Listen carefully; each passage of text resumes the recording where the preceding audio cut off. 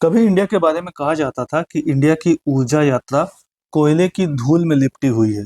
लेकिन आज वही इंडिया सूरज की किरणों और हवा के झोंकों से अपनी शक्ति गढ़ रहा है।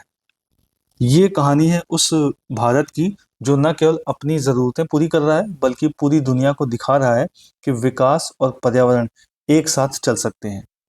2021 ग्लासगो में हुई COP26 जलवायु सम्मेलन में इंडिया ने दुनिया के सामने अपनी पंचामृत प्रतिज्ञा रखी थी। 5 अमृत संकल्प जो आने वाले दशकों में भारत की ऊर्जा नीति बदलने वाले थे।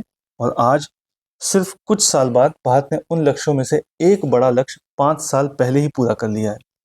भारत ने हासिल कर लिया है अपनी 50% स्थापित विद्युत क्षमता को गैर जीवाश्म ईंधन स्रोतों से प्राप्त करने का लक्ष्य, यानी कि इंडिया की जो टोटल विद्युत क्षमता है उसमें नॉन फॉसिल फ्यूल का जो योगदान वो 50% से ऊपर निकल चुका है, वो भी 2030 की समय सीमा से पूरे 5 साल पहले।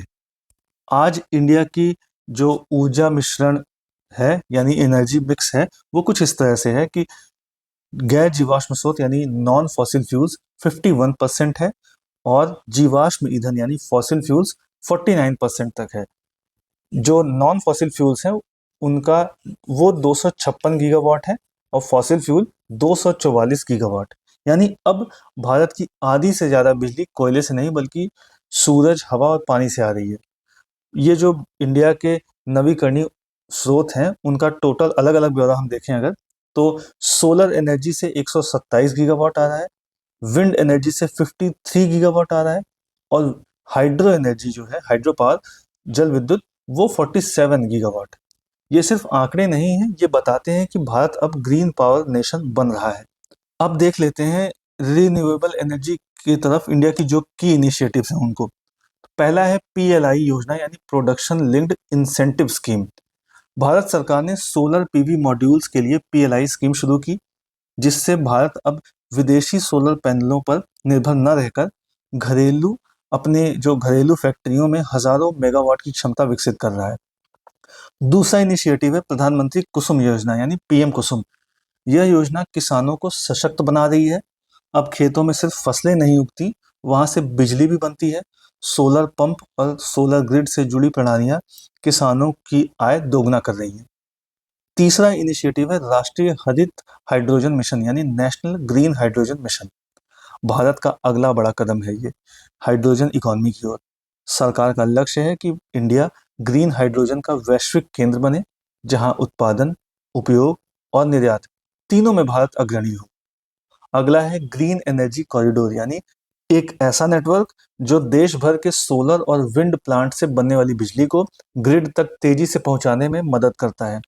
यानी बिजली वहीं नहीं रुकती, वहां जहां वो बनती है वो पूरे भारत को जोड़ती है।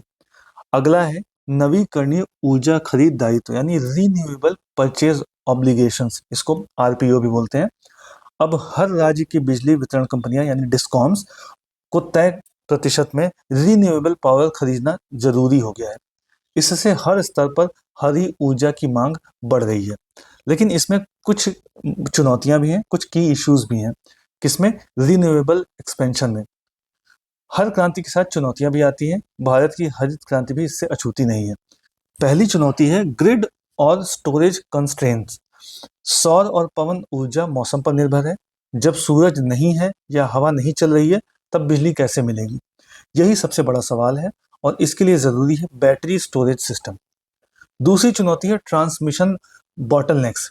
एक सोलर प्लांट तो एक साल में बन जाता है, लेकिन बिजली पहुंचाने वाली ट्रांसमिशन लाइन को पूरा होने में 2.5 साल तक लग जाते हैं। यानी बिजली बन जाती है पर पहुंच नहीं पाती। अगला है फाइनेंसिंग रिस्क। कई राज्यों में डिस्कॉम्स वित्तीय रूप से कमजोर हैं। पावर परचेज एग्रीमेंट यानी PPA साइन नहीं होते और निवेशक झिझकते हैं, जिससे प्रोजेक्ट अटक जाते हैं। अगला जो इश्यू है वो है इंपोर्ट डिपेंडेंस का। भारत अब भी चाइना और दूसरे देशों से सोलर मॉड्यूल्स और क्रिटिकल मिनरल्स आयात करता है। इससे आत्मनिर्भरता पर असर पड़ता है। अगला जो की इशू है वो है लैंड एंड पॉलिसी डिलेज।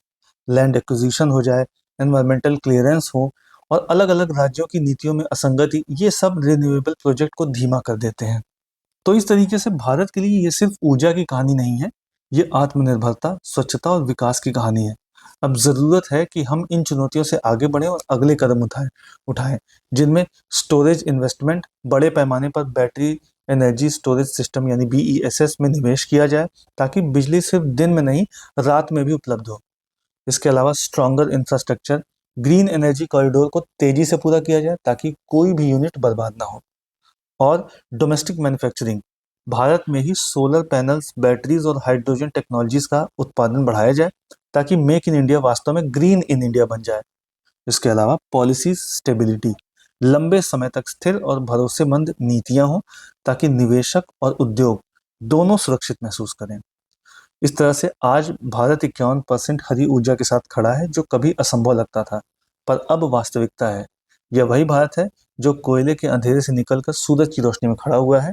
इससे विकास पर तो कोई असर नहीं पड़ेगा और डेवलपमेंट सस्टेनेबल होगा। अब लास्ट में इस पर कुछ 5 MCQs देख लेते हैं। पहला है, which major COP26 goal has India achieved 5 years ahead of schedule, यानी अपने शेड्यूल से 5 साल पहले कौन सा COP26 गोल है जो इंडिया ने अचीव कर लिया है। Option A, achieving net zero emission by 2070। Option B है, reducing carbon intensity of GDP by 45%। Option C, 50% of installed power capacity from non fossil fuel sources. या फिर option D, doubling forest cover by 2030। जो भी सही answer आपको लगता है आप कमेंट बॉक्स में बताएं।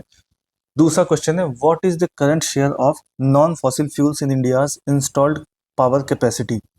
Option A 45%, option B 51%, option C 49% या फिर ऑप्शन डी 56%। तीसरा क्वेश्चन है, which initiative aims to make India a global hub for the production and export of green hydrogen. इसके ऑप्शंस हैं, PM Kusum scheme, option B green energy corridor, option C है green hydrogen mission, या फिर option D PLI scheme. अगला question है, चौथा question, what is the main objective of the PM Kusum scheme, यानी PM Kusum scheme का मेन ऑब्जेक्टिव क्या है। Option A, to solarize agricultural pumps and setup solar power plants in rural areas. Option B, to promote hydrogen based fuel vehicles. Option C, to strengthen transmission networks for renewable energy. या फिर option D, to create rooftop solar panels for industries. इसका जो भी सही answer आपको लगता है आप कमेंट में बताएं। और पांचवा क्वेश्चन है, आखिरी question, which of the following is a key challenge in India's renewable energy expansion. Option A, over production of renewable energy. Option B, transmission bottlenecks and land acquisition delays. Option C, excess financing from global investors. या फिर option D, decline in solar panel prices. अगर आपको video अच्छा लगा तो like, share और comment करें। इसी तरह के और भी अपडेट्स जानने के लिए सब्सक्राइब करें एजलेसनेस।